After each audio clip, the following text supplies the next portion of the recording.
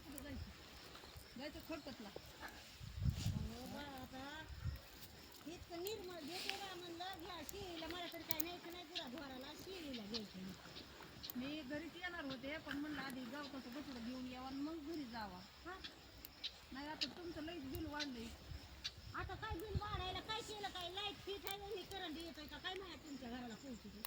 करंटपेक्षा बी खतरनाक.